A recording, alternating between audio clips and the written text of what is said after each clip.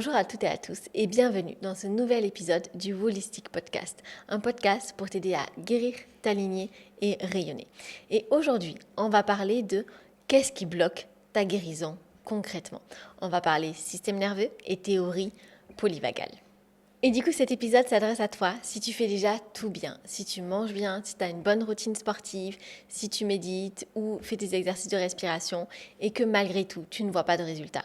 Malgré tout, tu as des signes de déséquilibre, que ce soit de la fatigue, de l'inflammation, des douleurs, des troubles hormonaux, syndrome prémenstruel, difficulté à tomber enceinte, endométriose, SOPK, adénomiose, de l'anxiété et d'autres potentiellement pathologies, fibromyalgie ou autres. Parce que si le problème, en fait, ne venait pas de ce que tu fais, mais de comment tu le fais, comment ton corps se sent quand tu fais ça. Et c'est ça qui va être important vraiment à comprendre, c'est le rôle du système nerveux dans la guérison. Donc on a parlé de l'effet Ebb dans la guérison, de l'Ayurveda dans la guérison, et on a du coup aussi le système nerveux.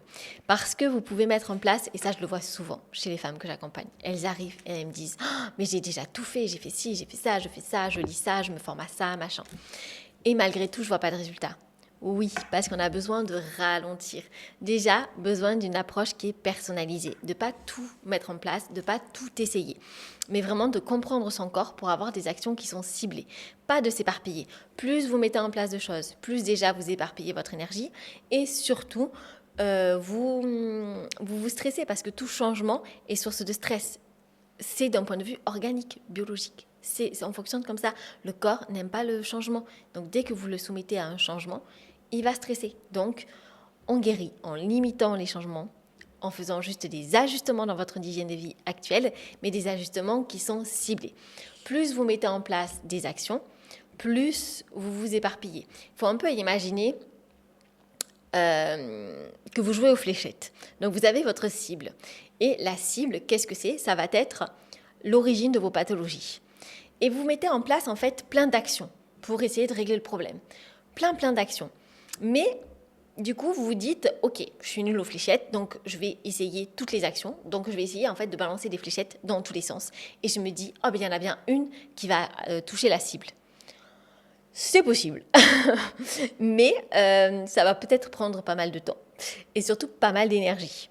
Alors qu'il vaut mieux prendre le temps, au lieu de tirer, je ne sais pas, 30 fléchettes, on va en avoir une, mais on va avoir la vue sur la cible et on va bien viser et on va avoir juste dès le début. Et donc, ça, c'est ma méthode et c'est la méthode même que vous devez avoir avec vous-même. C'est essayer de comprendre votre corps et de trouver la cause de votre pathologie ou de votre déséquilibre. Comme ça, pas besoin de mettre en place déjà 10 milliards d'actions, juste quelques-unes suffiront, des ajustements, et vous verrez des résultats rapides et surtout pérennes. Ça, c'est vraiment essentiel. Donc, on parle de ça aujourd'hui, du rôle du système nerveux. Donc, de ne pas mettre en place plein d'actions comme ça va permettre vraiment de calmer le système nerveux. Et souvent, je vois des personnes aussi qui sont dans l'hyper-contrôle, et j'ai été comme ça également, et qui veulent du coup vraiment essayer de tout contrôler dans leur hygiène de vie, que tout soit parfait, etc., pour s'assurer d'être en bonne santé. Je l'ai déjà dit, mais la guérison se trouve dans le lâcher-prise. Parce que c'est dans le lâcher-prise que vous allez calmer votre système nerveux, que votre système nerveux va se sentir en sécurité et que donc là, la guérison va pouvoir vraiment opérer, la magie va opérer. Le corps a vraiment besoin de sécurité pour pouvoir guérir. Et donc aujourd'hui, on va parler de la théorie polyvagale, qui est un outil puissant pour comprendre en fait ce qu'il se passe en toi et surtout pour retrouver le chemin de la guérison. Donc la théorie polyvagale est un outil comme un autre que j'expose dans ce podcast pour vous aider à trouver le chemin de la guérison.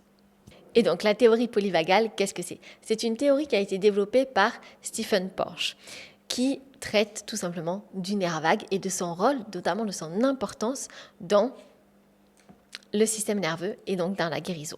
Le nerf vague, qu'est-ce que c'est ? Le nerf vague, c'est le nerf principal de ton système nerveux autonome. Il va régir de façon automatique plein de fonctions de l'organisme pour lesquelles tu n'as même pas besoin de réfléchir. Exemple, la digestion, le rythme cardiaque, l'immunité, la capacité à te sentir à sécurité et même ton cycle menstruel. Parce que oui, quand vous mangez, et que vous voulez digérer un aliment, vous vous dites pas « Oh ok, alors là, je prends 20 minutes, je vais me focus sur ma digestion. Je vais vraiment envoyer l'ordre à mes intestins de digérer comme ci, comme ça, etc. » Ou même votre cycle menstruel, ou même votre battement de cœur. Vos battements de cœur, vous ne vous posez pas et vous vous dites « Bon ben là, je travaille, je me focus sur les battements de mon cœur pour faire en sorte qu'ils battent. » Non, il bat tout seul, vous digérez tout seul. Toutes ces fonctions-là, en fait, elles sont gérées par le système nerveux parasympathique de votre organisme. C'est-à-dire que vous n'avez pas besoin de réfléchir pour que ces fonctions soient activées. Et c'est la raison pour laquelle on a des symptômes souvent de déséquilibre au niveau de ces fonctions. Quand la digestion fonctionne mal, constipation, ballonnement. Quand le cycle menstruel fonctionne mal, on va avoir des cycles irréguliers, un syndrome prémenstruel ou des pathologies. SOPK, endométriose, etc., etc., etc.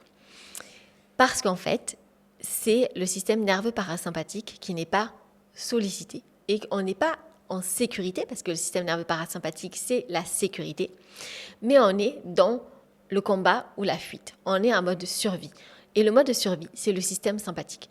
Le système sympathique, il va récupérer toute l'énergie de votre corps et au lieu de se dire « Ah ben j'en ai besoin pour digérer, j'en ai besoin pour la reproduction, pour ma fertilité, j'en ai besoin pour ci, j'en ai besoin pour ça. » Il se dit « Non, moi je suis en mode survie, je ne sais pas ce qui se passe, mais je me sens attaquée, j'ai besoin de survivre. Donc je prends cette énergie-là et je la donne à mes muscles parce que potentiellement je vais avoir besoin de courir pour ma survie. » Voilà ce que fait le système sympathique. Il récupère l'énergie et il va l'allouer à des fonctions nécessaires à la survie.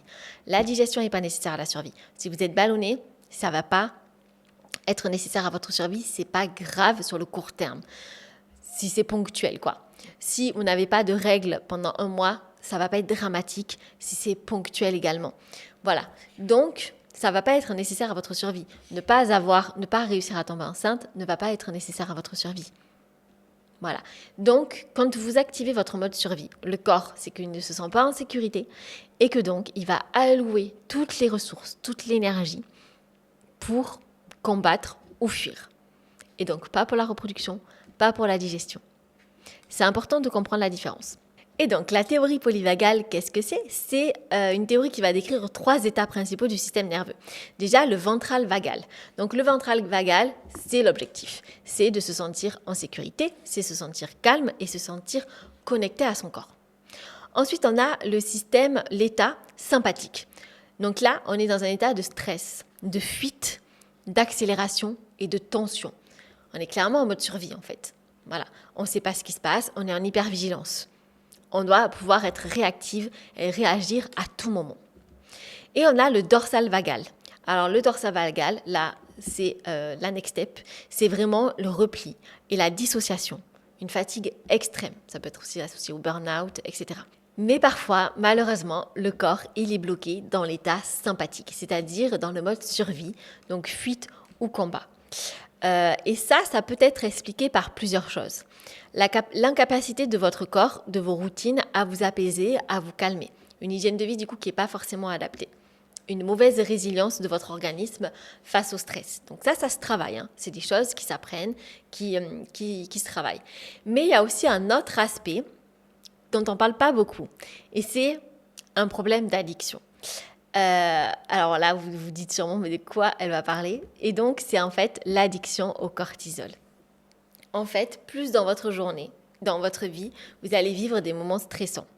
Que ce soit des deadlines à rendre, des objectifs, le métro, le trafic, les news à la télé parce que vous êtes en boucle sur BFM TV, ce genre de choses.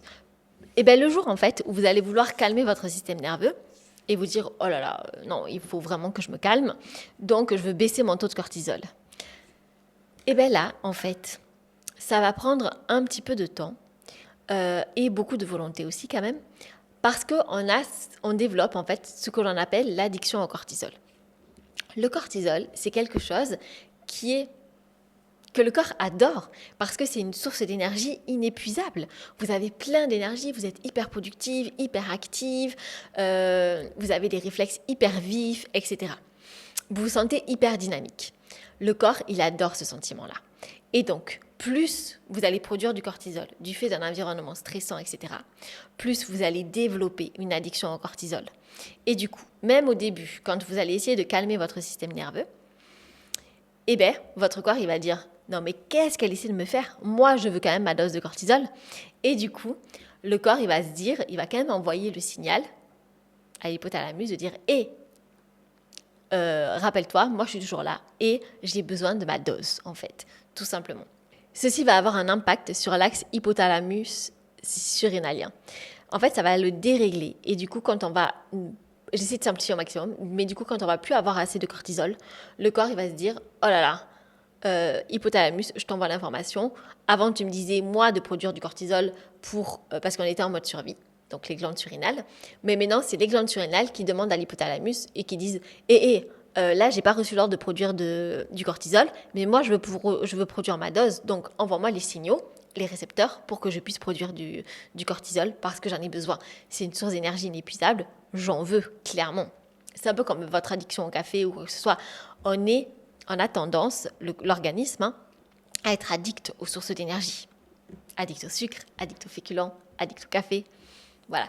C'est pas forcément des bonnes sources d'énergie, mais voilà, on aime avoir de l'énergie, l'organisme aime avoir de l'énergie et va pouvoir facilement développer des addictions pour des sources d'énergie telles que celle-là. Et l'organisme développe même une addiction du coup à sa propre production de cortisol.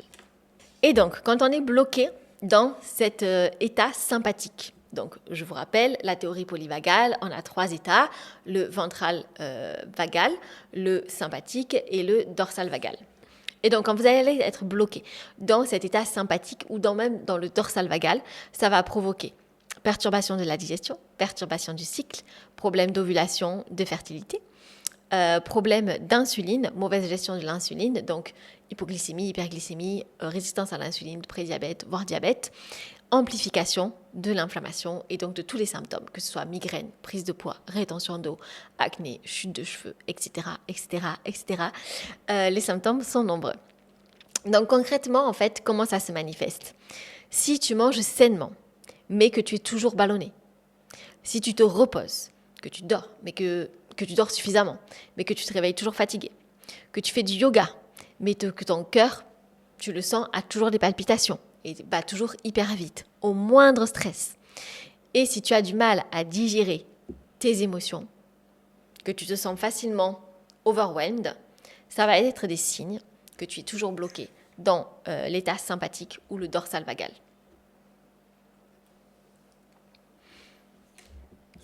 Ça veut juste dire en fait que ton corps est en mode survie, que tu es en mode hypervigilance et que tu as besoin de lâcher prise et de prioriser non pas la survie, mais la réparation. Alors que là, tu privilégies la survie et non pas la guérison. Comment revenir à un état de sécurité dans notre corps ? La bonne nouvelle, et ça je pense que vous l'avez compris à travers les précédents épisodes, que ce soit l'effet Hebb, la manifestation, même l'Ayurveda, c'est que l'on peut reprogrammer son système nerveux, on peut reprogrammer son organisme, on peut reprogrammer son fonctionnement. Et donc on peut sortir du cercle vicieux et créer un nouveau cercle vertueux. Pour cela, il a juste besoin de signaux qui sont clairs, qui sont adaptés à vous, qui sont personnalisés pour qu'ils se sentent en sécurité. Donc on appelle ça mettre en place des éléments qui vont augmenter le sentiment de sécurité de votre organisme. On appelle ça augmenter le tonus vagal. Et voilà comment on peut faire. On peut respirer profondément, lentement. C'est-à-dire, vous pouvez par exemple prendre 6 respirations par minute, vous inspirez sur 4 et vous expirez sur 6. Ceci permet d'activer le nerf vague. Vous pouvez chanter, fredonner aussi. Les vibrations de la gorge va stimuler directement le nerf vague. C'est pour ça d'ailleurs qu'en Ayurveda ou en yoga, on chante les mantras. Bouger en douceur, que ce soit le yin yoga, la marche lente, la danse intuitive, comme l'ecstatic dance ou même d'autres formes de danse, les mouvements rythmiques plus la conscience du corps va permettre la régulation du système nerveux. Ensuite, créer du lien. Les êtres humains, nous sommes des êtres sociables. Donc on a besoin en fait de sociabiliser tout simplement. Donc entourez-vous d'humains, des gens avec lesquels vous êtes connectés, des personnes qui ont des voix douces, des personnes qui peuvent être apaisantes. Voilà, tout ceci va renforcer le système de sécurité. Votre environnement va vraiment renforcer votre système de sécurité. Votre logement aussi, la façon dont vous vous sentez bien avec votre entourage, dans votre lieu matériel, ça va être hyper important. Faire des pauses de silence et de présence. Alors là, c'est hyper important. Et ça, moi, j'ai été comme ça. Et j'en connais plein qui sont comme ça dans mes clientes. C'est cette tendance à faire les choses toujours dans la précipitation. Vous allez vite attraper vos clés, vous allez vite faire la vaisselle, vous allez vite faire le ménage, ou votre lit, ou votre scie. En tout cas, vous allez avoir des gestes précipités. Vous allez parler vite, vous allez être dans la précipitation tout le temps. Big news, vous précipiter ne va pas vous faire gagner du temps, ça va juste vous fatiguer. Activer votre système sympathique, vous provoquez des problèmes de digestion, vous provoquez des problèmes de fertilité, de cycle menstruel et aggraver votre inflammation. Ça ne va pas vous faire gagner du temps. C'est pas pour même pas 5 secondes que vous allez gagner en faisant votre lit à la vitesse de Speedy Gonzalez plutôt qu'à une vitesse de croisière que ça va changer le cours de votre journée. Au contraire, ralentissez. Quand vous voyez que vous faites ça, juste step back et juste vous ralentissez. Vous vous dites « Ah ok, qu'est-ce que je fais là? Je suis un peu trop rapide. Je m'arrête, je me calme, je me recentre, je rajoute de la conscience dans les mouvements que je fais. Je ne les fais plus par automatisme, en mode rapide comme ça, mais je rajoute de la conscience, c'est-à-dire que je commence à reprendre mes activités, mais de façon consciente, de façon lente et maîtrisée. Et vous pouvez faire aussi tout ce qui est automassage. Donc en Ayurveda, on recommande énormément l'automassage des pieds parce que les pieds, c'est des zones, il y a plein de zones réflexes sur les pieds. Donc si le soir vous prenez une huile échauffante, donc ça va dépendre des doshas, mais par exemple vous pouvez prendre sésame pour Kapha et Vata, coco pour Pitta. Mais du coup vous prenez de l'huile et vous allez juste en fait masser vos pieds avec ces huiles-là. Et ça va vous calmer votre système nerveux, activer votre nerf vague et favoriser un sommeil beaucoup plus réparateur. Donc avant d'aller au lit, si vous n'avez pas le temps de vous masser tout le corps, parce que ça, ce sont des techniques en Ayurveda qui sont utilisées, masser tout le corps, se masser les pieds, prendre soin de soi, le brossage à sec, etc. Ça a certes des bienfaits du fait de la pratique, mais ça permet une chose aussi essentielle, c'est de reconnecter à son corps. Voilà. Reconnecter à son corps, c'est pas juste le regarder dans le miroir et être là en mode « Ah, mais je suis pas ci, je suis pas ça, je suis pas trop ci, je suis trop ci, je suis trop ça ». Reconnecter à son corps, ça va être « Ok, je le touche, je le sens, je me connecte à lui ». Et du coup, c'est comme ça que je lui envoie un message de sécurité, de paix et d'amour. Et donc tout ça, c'est la régulation polyvagale. C'est doux, c'est lent, c'est profond, c'est maîtrisé. Et c'est là que commence la vraie guérison. Et votre tonus vagal, vous pouvez le contrôler, tout simplement en regardant la variabilité de votre fréquence cardiaque. Ceci est un bon indicateur de votre bon tonus vagal et donc de votre capacité de régulation. Si je résume, tu peux tout faire parfaitement, mais si ton corps ne se sent pas en sécurité, tu ne verras pas les résultats escomptés. Il te protégera, il se restera en mode survie et ça va bloquer la guérison. Ton corps va rentrer en résistance. Et oui, il peut résister face à la guérison parce qu'il privilégie d'autres choses. Il privilégie ta survie. Et donc aujourd'hui, je t'invite à faire ce petit exercice, à te poser cette question. Aujourd'hui, qu'est-ce qui me ferait me sentir plus en sécurité dans mon corps, là, tout de suite, maintenant? Et rappelle-toi que ce n'est pas égoïste de se prioriser, de prioriser sa sécurité, sa bonne santé, mais c'est juste fondamental. Merci d'avoir écouté cet épisode. J'espère que cet épisode t'a plu. N'hésite pas à le liker, à me dire ce que tu en penses en commentaire ou à le partager à une amie. Et n'oublie pas de t'abonner au podcast pour ne pas louper les prochains épisodes. Si tu souhaites également un accompagnement personnalisé, je propose des consultations gratuites dont le but est d'échanger ensemble pour voir si on peut travailler ensemble, si ma méthode est la plus adaptée pour toi et si donc tu es éligible à mon accompagnement également. Passe une belle journée et à très vite au prochain épisode.